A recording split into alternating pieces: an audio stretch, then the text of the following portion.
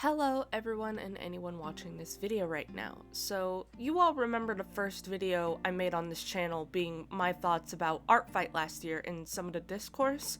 Well, I'm here to make another video on Artfight, but mainly about my plans for it, and specifically on my characters I have listed for attacks on my profile, which you can take a look at yourself since I will be linking my Artfight profile down below in the description. Artfight is around the corner, so you know I had to make a video on it. I will say something that I did not expect was getting attacks from people who saw my original Artfight video. I did not think that would happen given my video was pretty late into July when it was uploaded. However, when I logged back into my Artfight account recently to get stuff prepared for Artfight this year, I saw there was a person who submitted an attack soon after my video.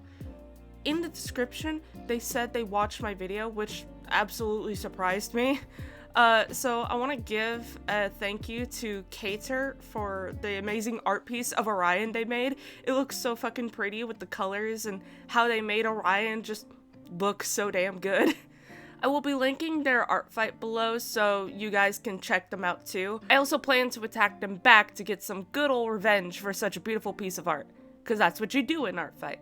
You attack other people with drawings of their characters, and then you'll probably have someone get revenge on you with a piece of art of your character. It's a win-win, I feel like. Anyways, let me talk about my OCs first, and then I will talk about my plans for Artfight, and also what team I will be on. Sounds good? Alright, let's get to it. But before that, a word from our sponsor, me. Hey there! Have you seen any of my art pieces in the past and thought, wow, I would like some of that? Then boy do I have the announcement for you. I am here to announce that I now have a Ko-fi page open and ready to take commissions. I have a few different commission selections already on my page for you to request and customize to your liking, ranging from $6 to $20, give or take, depending on the commission. Rules and terms regarding my commissions are in the bio of my Ko-fi page, so please read them before commissioning me. If you are not someone who wants a piece of art from me but still wants to support, you can tip me on my Ko-fi page for the low sum of $2 should you be in the position to do so. However, if you are someone that doesn't want or can't do any of those things, then that is fine. I appreciate any kind of support. Watching my content I put out and supporting me in that way means so much to me as is, so I just want to say thank you for watching, subscribing, liking, or whatever you choose to do. Also, to keep in time when this video should be coming out, it should come out before Artfight or around the time Artfight starts.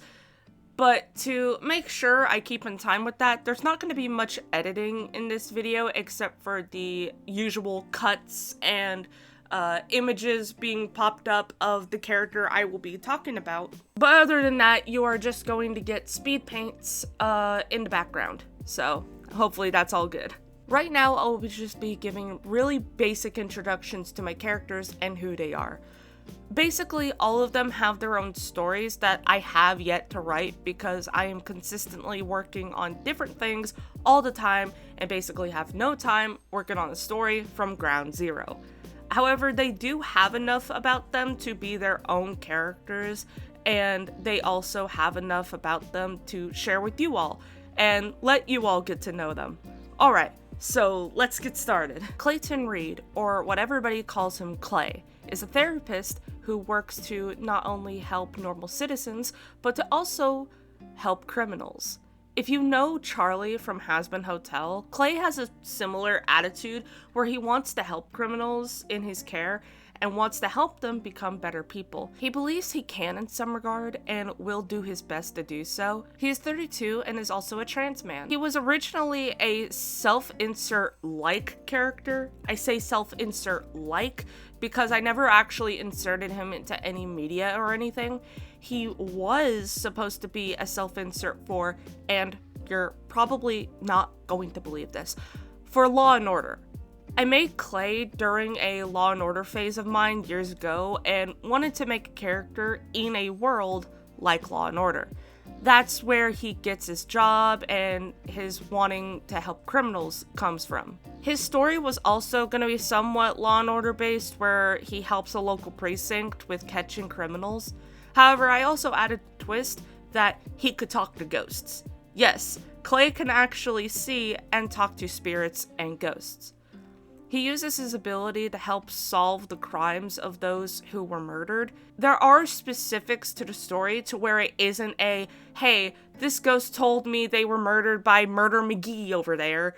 Like, it isn't an easy thing. Like, it isn't an easy thing where a ghost can just tell you who they were murdered by and you go arrest them. There's specifics to where that doesn't happen. There are also other additions into the story about his gender and sexuality and relationship stuff. However, it is very unfinished at the moment. I'd like to work on it, but again, I don't really have much time to work too hard on making a story from ground up. The character of Clay, though, is pretty finished, and I really like his design. His design is kind of inspired on who I wished I would be in an idealized scenario. So that's where his self-insert like characteristics come from, because they're the ideal characteristics that I would have had in a different lifetime, wherever that may be. Now we go from a person who hunts down murderers to people who are murderers. As you can see, I like a variety when it comes to my characters. Also, you can see that this is more than one person. That is because these two are a crime duo. Partners in crime, you could say. Greed and Lust are demonic twins who rob and kill rich men for their money. So basically living the ideal life. What they do is Lust will lead them to a hotel promising a good time for them. They get to being busy, and then what will happen is after the man passes out, Greed will come up and kill the man so they can rob them. Lust isn't a person who wants to get their hands dirty with murder, so Greed will do the job if need be.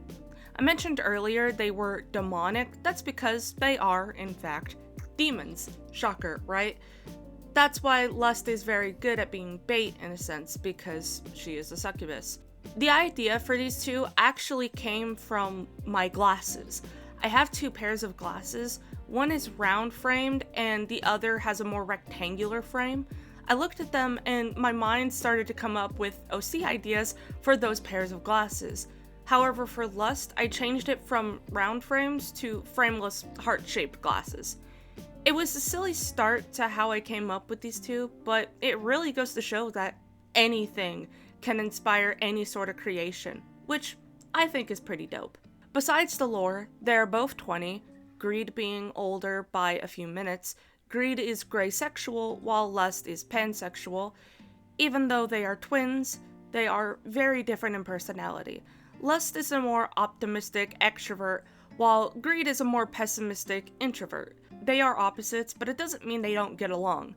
That shows in their crime spree and how they haven't gotten caught. They work really well as a team together, and they both realize that. This was a lot of talk about these two, but again, I am talking about two different people in one segment.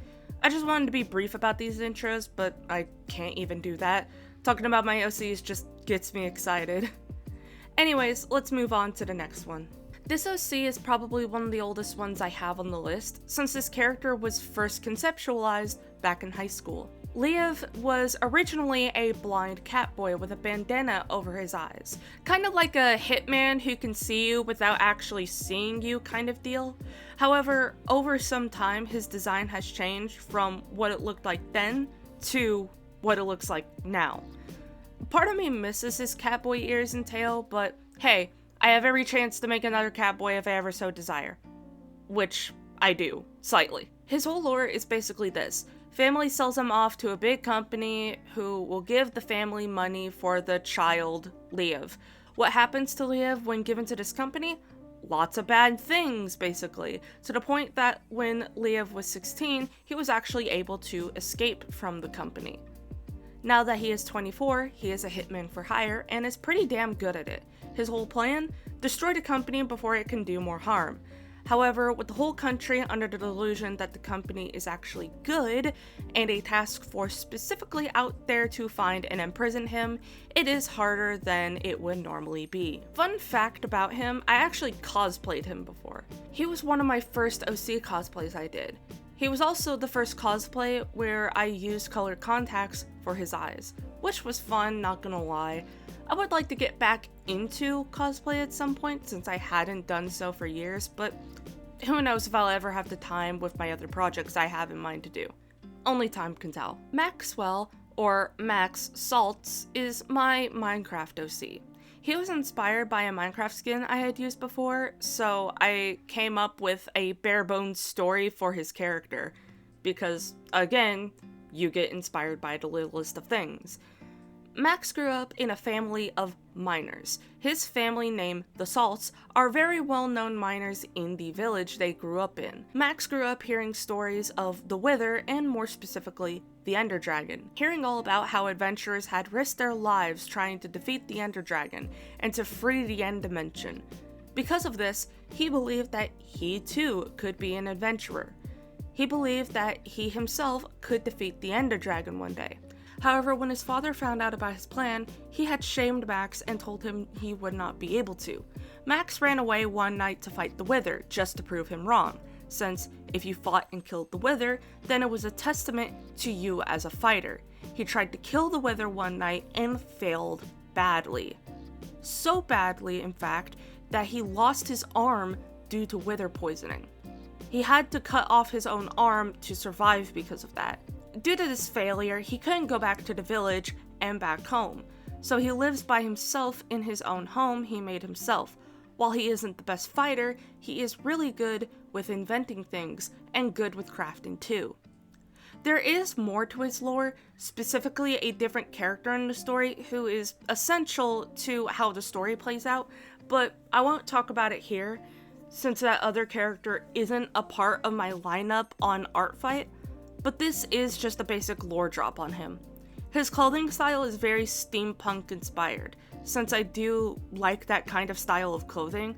He also made his prosthetic arm himself out of iron he found, just so that he can keep crafting and building things. I had the idea to make his story into a webcomic, and I really want to.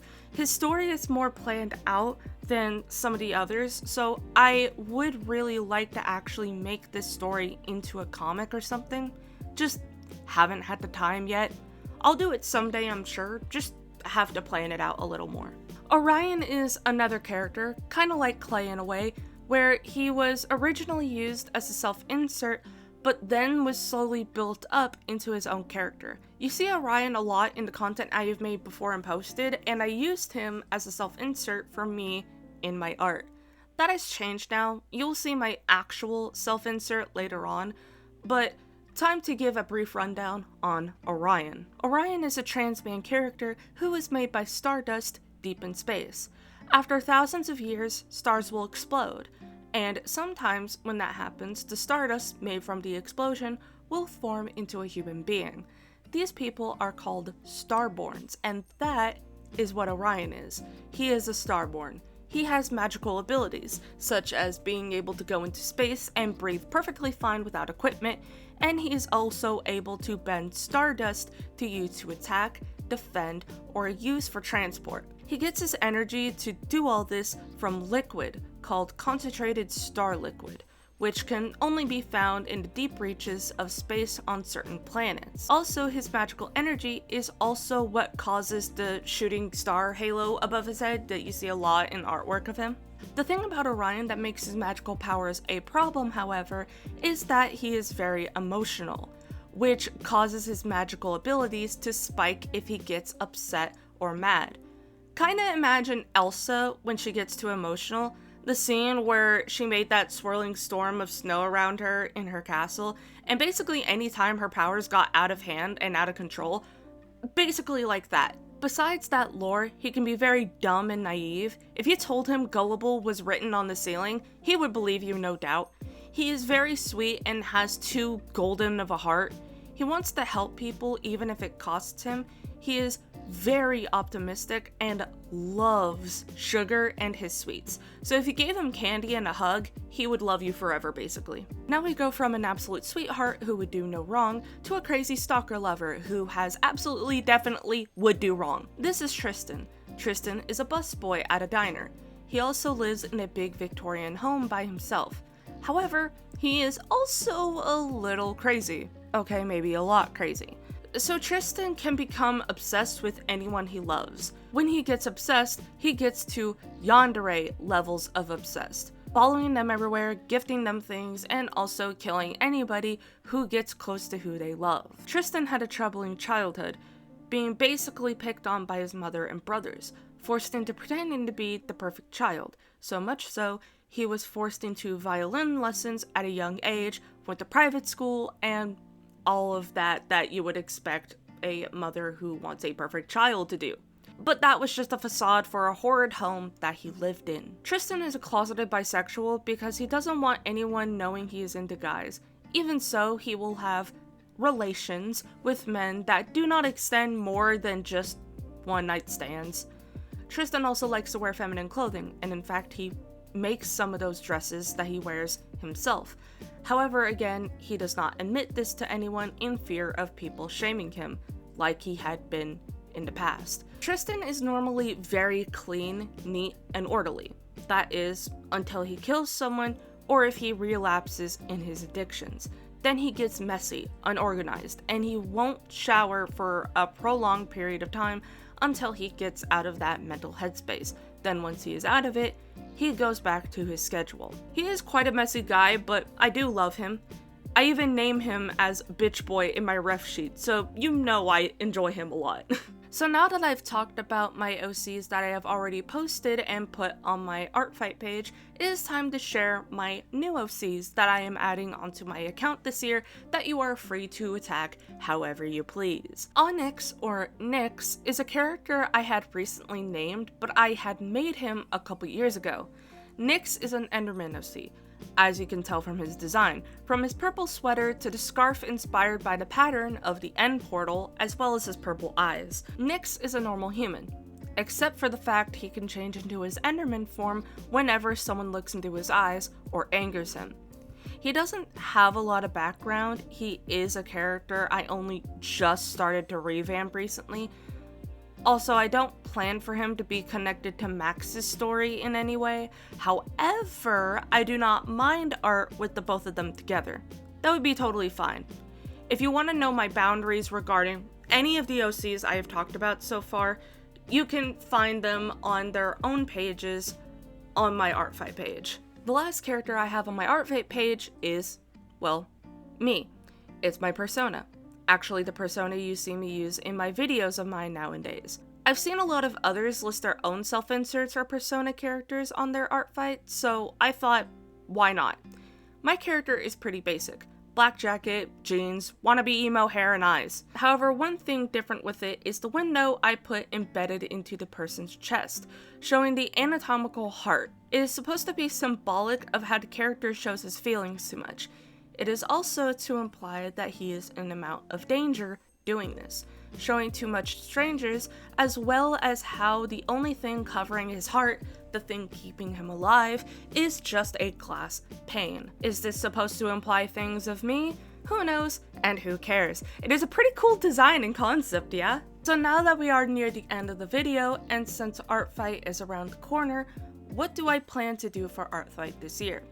Well, I did say in my previous video on Artfight that I want to try two different things. A mass attack, where I attack many characters in one piece, and an animated attack. Those are still things I would like to do, but will I be able to actually? I have no idea, to be honest.